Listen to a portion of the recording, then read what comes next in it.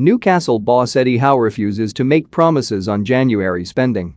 Newcastle United's need to win their first Premier League match of the season has been heightened by fears that January targets will not want to join a team adrift at the bottom of the table.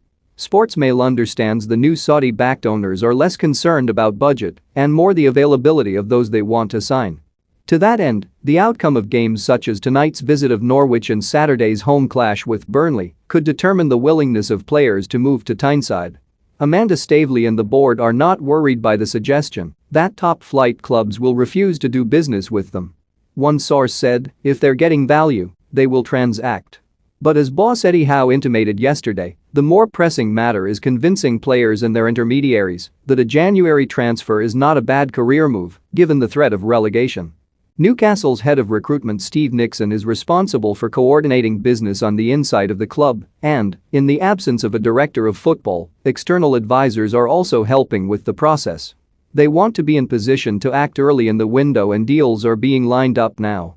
However, sources say that works on the assumption the player still wants to sign in the new year and that is why results in the next 7 matches will likely shape the remainder of the season. Relegation release clauses and loan moves with a view to a permanent deal, giving all parties an out if Newcastle go down, have formed part of talks.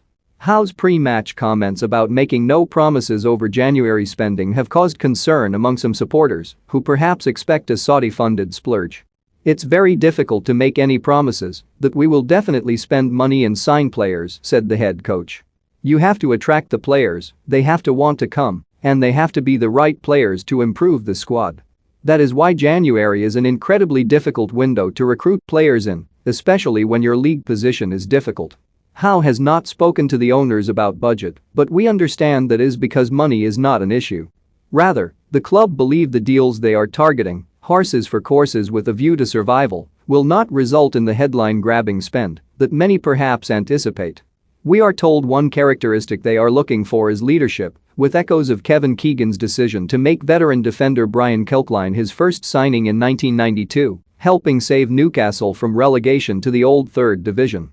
Atletico Madrid defender Kieran Trippier is admired by Howe, but there is a worry over a shoulder injury. Burnley centre-back James Tarkowski and Manchester United forward Jesse Lingard have also been mentioned. Meanwhile, there is the question of who will fund transfer investment.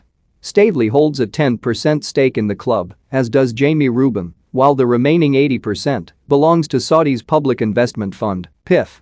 When £38 million was injected to help with running costs last month, it was done so on a pro rata basis, meaning Staveley and Rubin paid their share. That has led some in the game to wonder how the club will be financed going forward and if the British owners will continue to pay in proportionally, especially if the Saudis want to ramp up investment. One option would be for PIF to inject cash independent of other shareholders through debt financing. However, that is not thought to be a concern in the short term, as most transfers are paid in installments. There is also the expectation that the club will improve revenue streams, but the danger of relegation is a complicating factor. Newcastle's league position, they are 6 points from safety and winless after 13 games, will likely be a consideration during all recruitment, including the search for a director of football and new chief executive. We understand the latter is the priority, and the club expect to be inundated with applicants.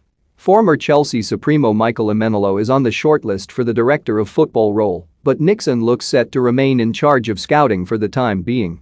Until Newcastle win a match, a sense of uncertainty will